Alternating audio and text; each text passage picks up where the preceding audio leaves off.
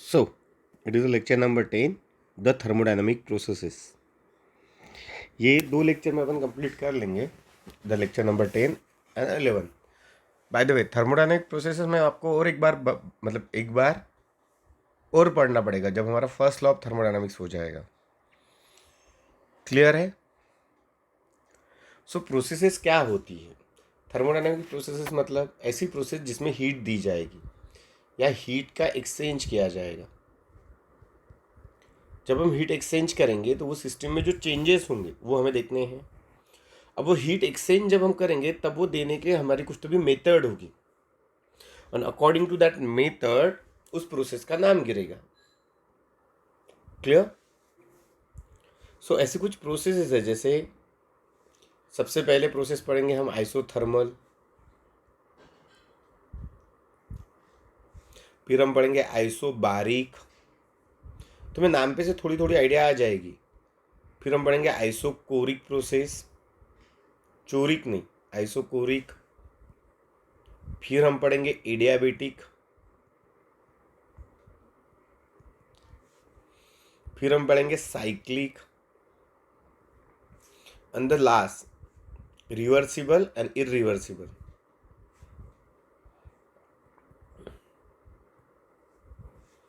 ऐसी 6 टाइप की हमें प्रोसेसेस पढ़नी है काय में इन थर्मोडायनामिक्स. क्लियर है मेरी बात? आई नो दैट कि अभी आपको इतना कुछ समझ नहीं रहा होगा कि क्या पढ़ना है. Iso means same, thermal means temperature, iso means same, bar means pressure, iso means same, choric मतलब volume. It is a Greek word and according to that ये सारे नाम हैं. तो पहले ना मैं सिर्फ आइडिया दूंगा कि ये क्या होती है. क्लियर?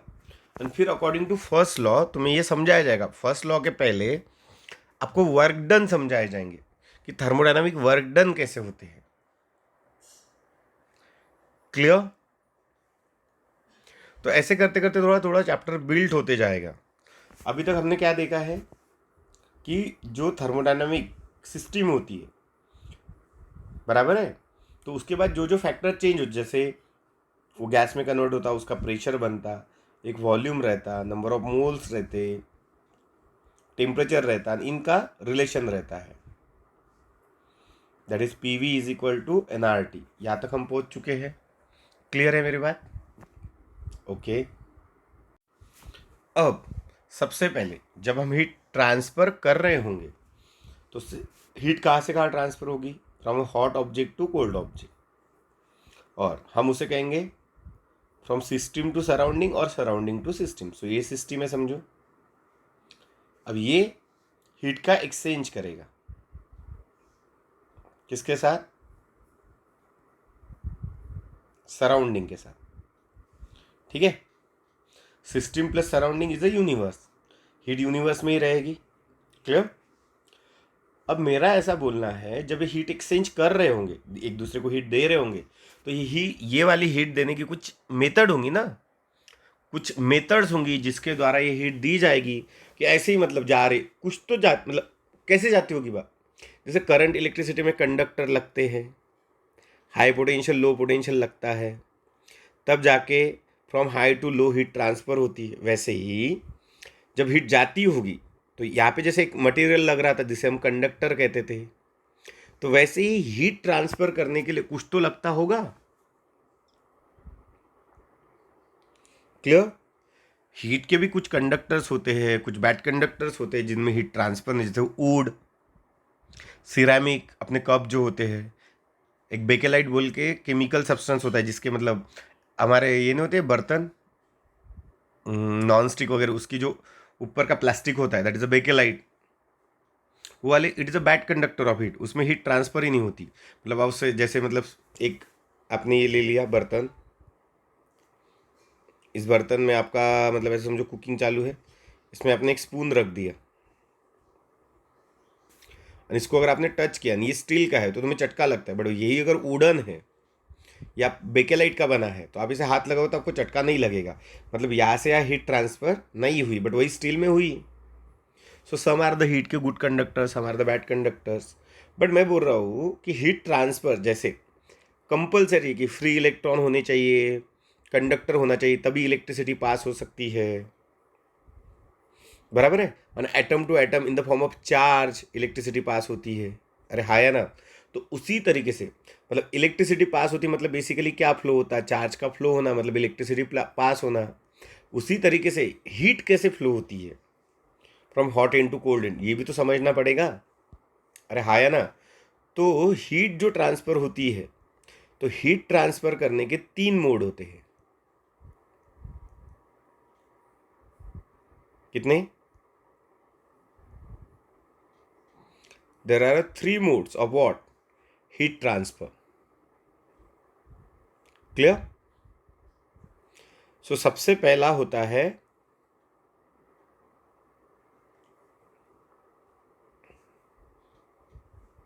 कंडक्शन,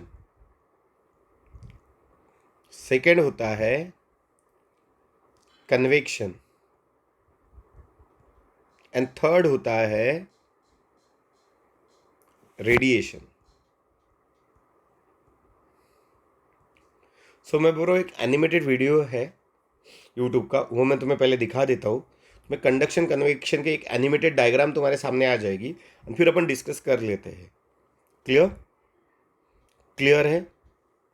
सो लेक्चर नंबर 10 में हम पढ़ेंगे सबसे पहले the mode of heat transfer, ठीक है। और बाद में पढ़ेंगे हम थर्मोडायनामिक प्रोसेस। और फिर हम लेक्चर नंबर 11 में पढ़ेंगे फर्स्ट लॉ ऑफ थर्मोडायनामिक्स, फिर हम पढ़ेंगे वर्क एंड फिर से हम पढ़ेंगे प्रोसेस। तो ऐसे लेक्चर नंबर 10 और 11 मिल के हमारी थर्मोडायनामिक प्रोसेसेस कंप्लीट होगी। नाउ तेजस ने एक डाउट पूछा था कि सर बोले स्टेट वेरिएबल 2 प्रकार के होते हैं, जो स्टेट डिफाइन करने वाले फैक्टर्स होते हैं उन्हें स्टेट वेरिएबल कहते हैं।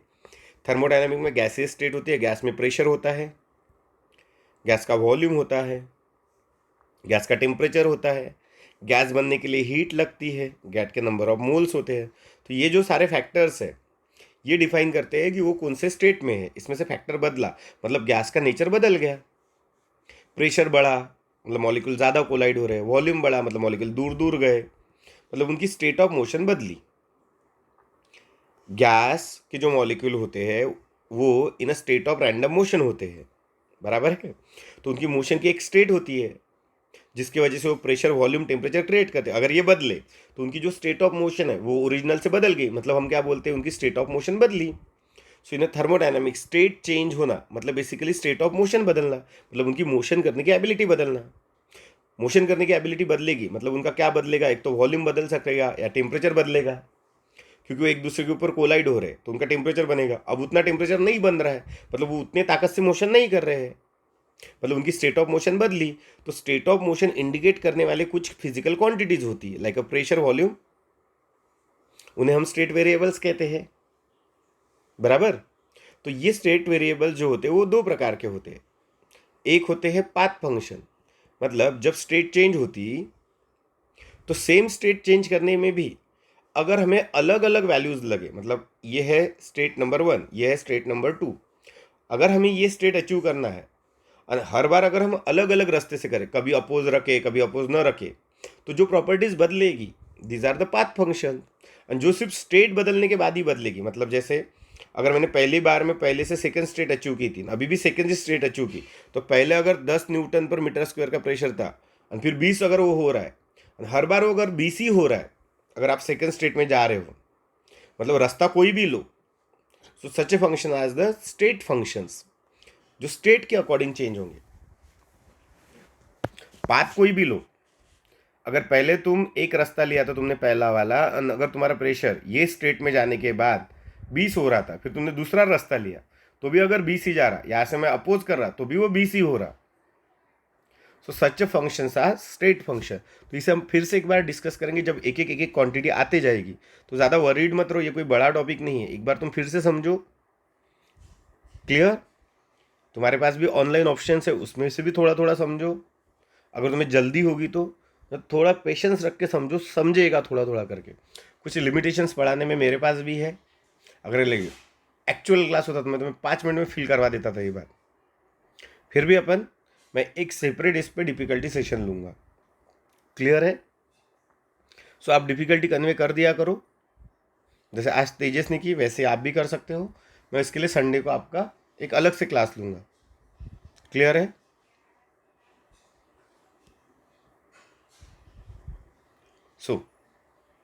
आप पहले एक वीडियो देख लो तो आपको एक आइडिया आ जाएगी इसके बारे में, फिर मैं आपको फिर से एक्सप्लेन करता हूँ, चलेगा?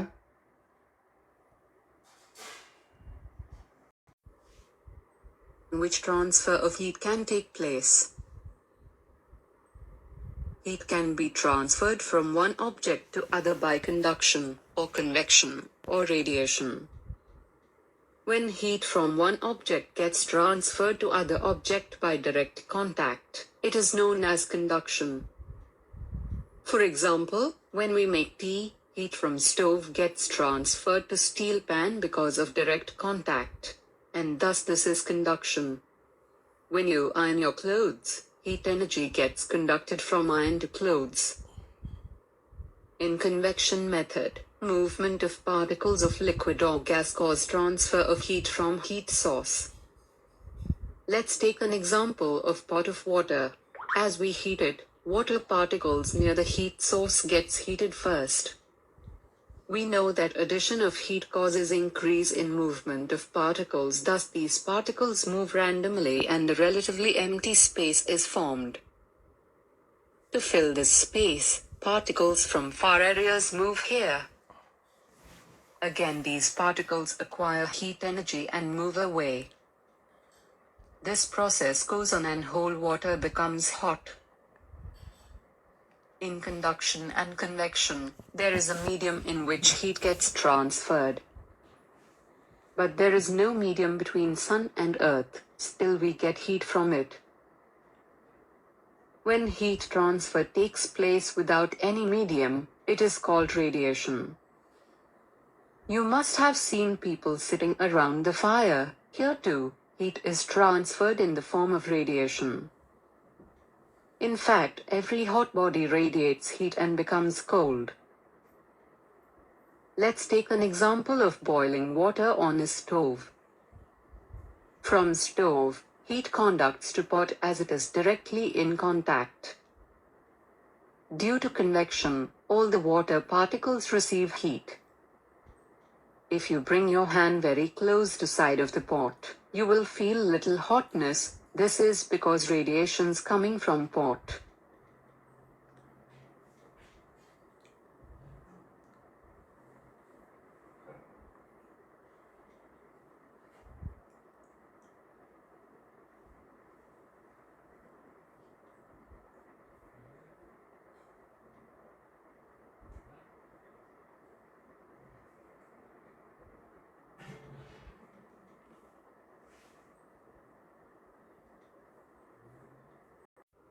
सो आपने देखा। अगर आप समझे होंगे, what is mean by conduction? Conduction माने कि आप हीट ट्रांसफर करो। क्या ट्रांसफर करो? हीट। कैसे? तो एक बॉडी दूसरे बॉडी को टच होनी चाहिए। मतलब फॉर एग्जांपल एक इमेजिन करो, एक स्पून है लाइक दिस, यहाँ पे ए है, ये पॉइंट बी है, ए से बी तक अगर आपको हीट ट्रांसफ़र करनी है, सपोज मैंने हीट दी, तो क्या होगा, वो हीट बी तक जाएगी। तो मैंने गरम तो ये साइड को किया था, ये बड़े से पार्ट को। क्या ये छोटा सा पार्ट मैंने हीट किया था? नहीं। फिर भी हीट ट्रांसफ़र हुई। क्या ये बड़ा सा पार्ट यहाँ के मॉलिक्यूल यहाँ से ट्रैवल किए? नहीं। फिर एग्जैक्टली हुआ क्या? तो हुआ कुछ इस तरीके से कि यहाँ के जो मॉलिक्यूल्स होंगे ऐसे, ये सारे ऐसे ऐसे, अब इनको हीट देने से हुआ क्या होगा, ये अनस्टेबल, ये एक दूसरे के ऊपर वाइब्रेट होने लग गए होंगे।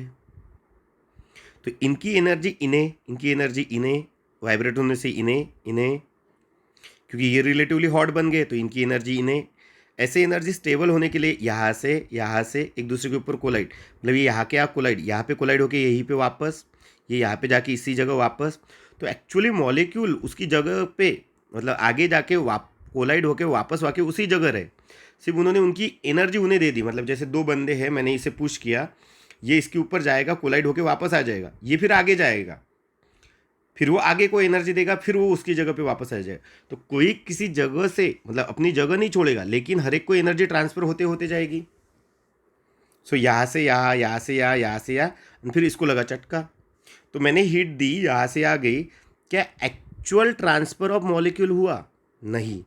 बट क्या मीडियम लगा कि नहीं लगा? लगा, क्योंकि एक पार्टिकल ने दूसरे पार्टिकल को हीट दी, अपनी जगह पे वापस आ गया। क्लियर? तो मटेरियल तो लगा, मीडियम तो लगेगा, बट मीडियम एक जगह से दूसरी जगह ट्रैवल नहीं करेगा।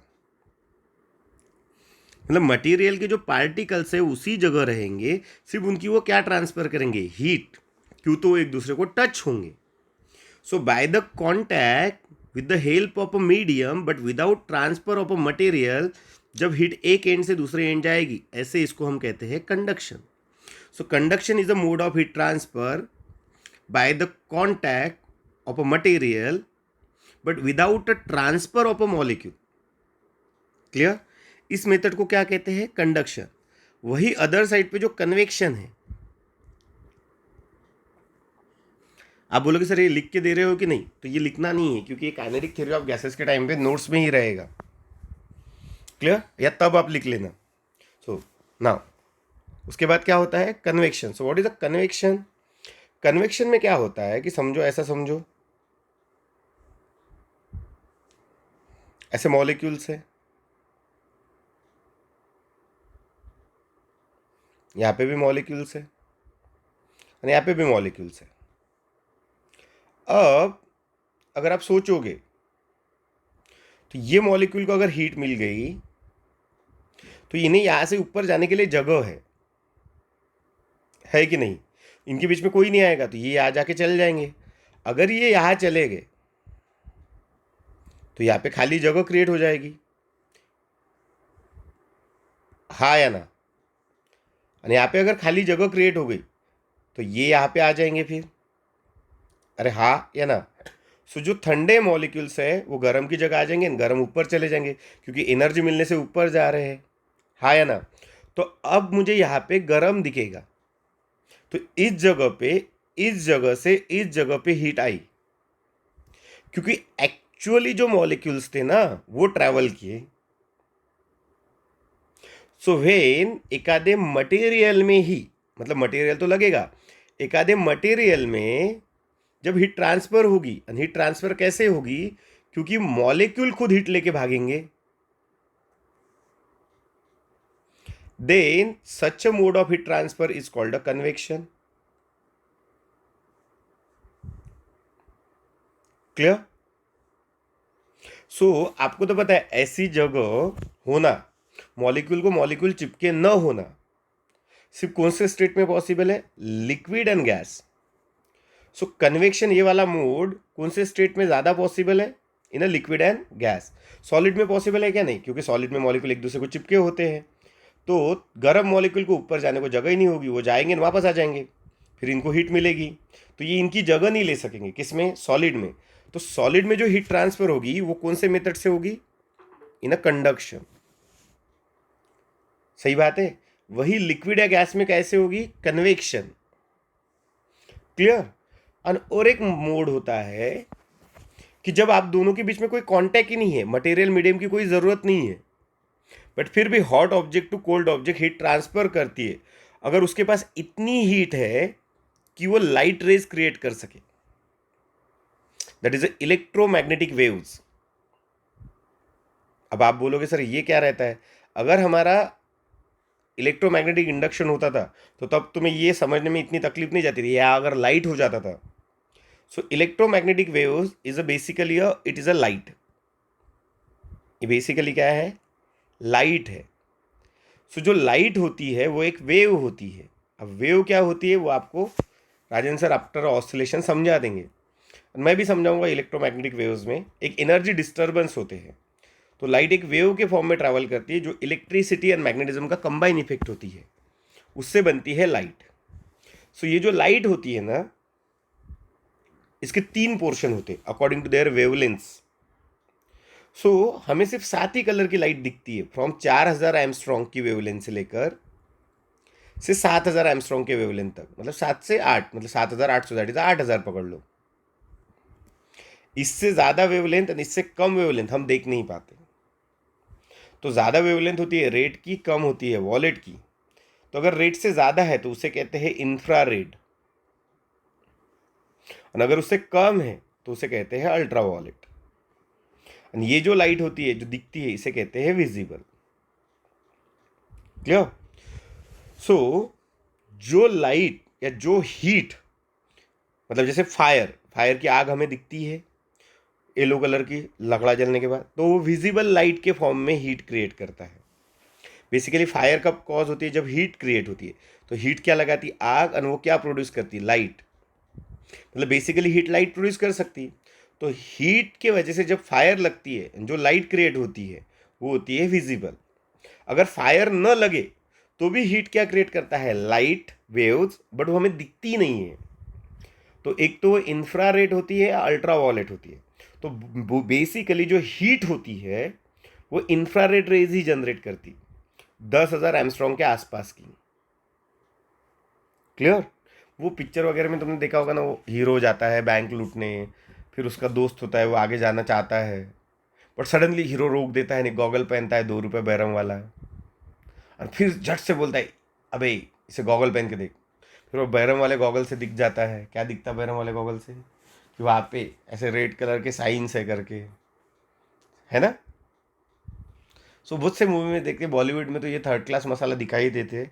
तो that is a infrared rays जिनकी वेवलेंथ 10,000 एमस्ट्रॉन्ग के आसपास होती है। क्लियर? ये बॉडी का टेम्परेचर बढ़ाती है। सो ऐसी लाइट, मैं क्या बोल रहा हूँ ध्यान से, ऐसी लाइट जो बॉडी का टेम्परेचर बढ़ाने के लिए यूज होती है उन्हें रेडिएशन कहा जाता है। क्या कहा जाता है? रेडिएशन।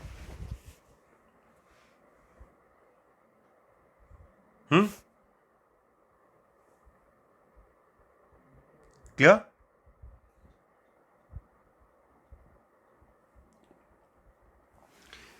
लाइट वेव को ट्रैवल करने के लिए मीडियम की ज़रूरत नहीं होती है। दीज आर द इलेक्ट्रिसिटी की effects, and electricity and magnetism की इफेक्ट विदाउट अ मीडियम भी ट्रैवल कर सकते हैं। सो ऐसी लाइट या ऐसी इलेक्ट्रोमैग्नेटिक वेव जिसकी वेवलेंथ 8,000 से ज़्यादा है एंड इनविजिबल है उसे कहते हैं रेडिएशंस। क्लियर? एंड इस लाइट के फॉर्म में भी बॉडी हीट क्या करती है? ट्रांसफर। क्लियर? क्लियर है? इसे मैं और डिटेल में क्लास में समझाऊंगा। अगर आपका क्लास 10 दिन के लिए भी हो तो ये कुछ चीज़ें हैं जो मैं आपको बता दूंगा। कंफर्म? सो ये तो होके ही रहेगा, डोंट वरी।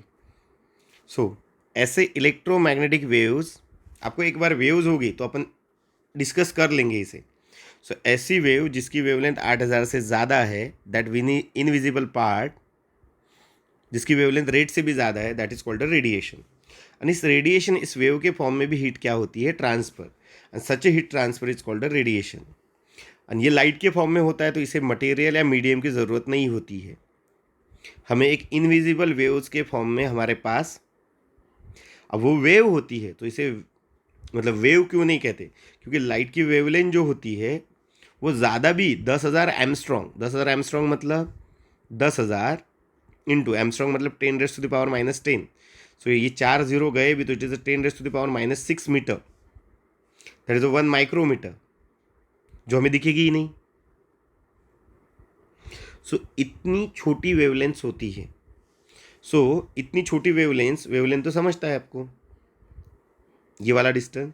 तो अगर वेवलेंथ बहुत छोटी है तो ये ऐसे बहुत छोटी अगर निकालनी पड़े, छोटे छोटे छोटे छोटे छोटे, तो इसकी जगह अपन एक स्ट्रेट लाइन ही निकाल सकते हैं। मतलब उसका कौन सा रिप्रेजेंटेशन कर सकते हैं? रे। इसलिए उसे ray with addition, that is a radiation.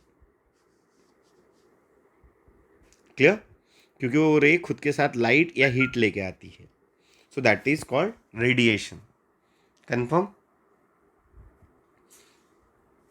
सो ऐसे लाइट के फॉर्म में अगर हम हीट ट्रांसफर करें विदाउट मटेरियल की हेल्प, उसे क्या कहते हैं? रेडिएशन। रेडिएशन सॉलिड में भी पॉसिबल है, लिक्विड में भी पॉसिबल है, एंड गैस में भी पॉसिबल है।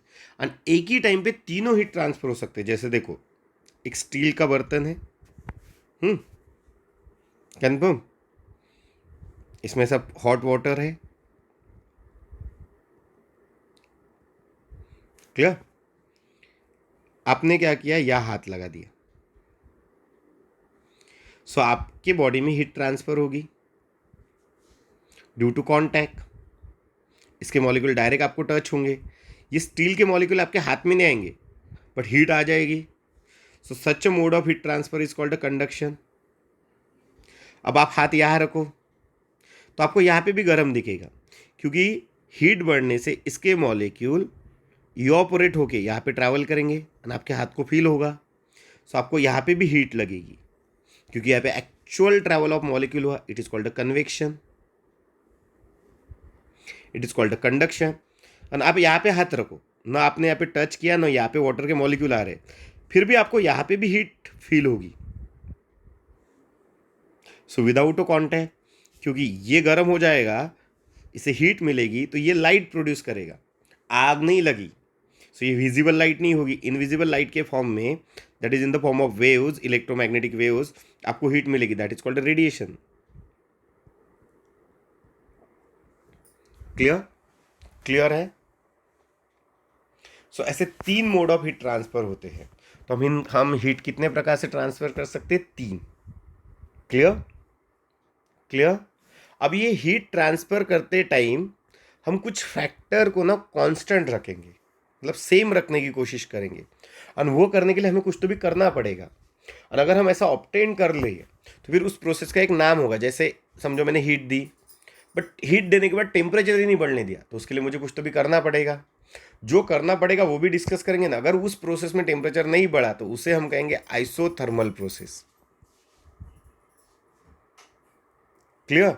इसमें हमारा एम हो कि हम कुछ भी कर ले, कुछ भी बदलाओ, लेकिन एक फैक्टर मत बदलाओ। कौन? टेम्परेचर। बाकी तुम हीट चेंज करो, कैसे देना है वो तुम्हारा काम है। एक सेकेंड प्रोसेस होगी, that is isobaric. Bars mean Greek में प्रेशर। तो तुम हीट दो, टेम्परेचर बढ़ाओ, वॉल्यूम बढ़ाओ, कुछ भी करो, जो करना है वो करो, बट मेरा प्रेशर नहीं बढ़ना चाहिए। तो हमें क्या करना पड़ेगा, कैसे नहीं बढ़ेगा, ये सब देखना पड़ेगा।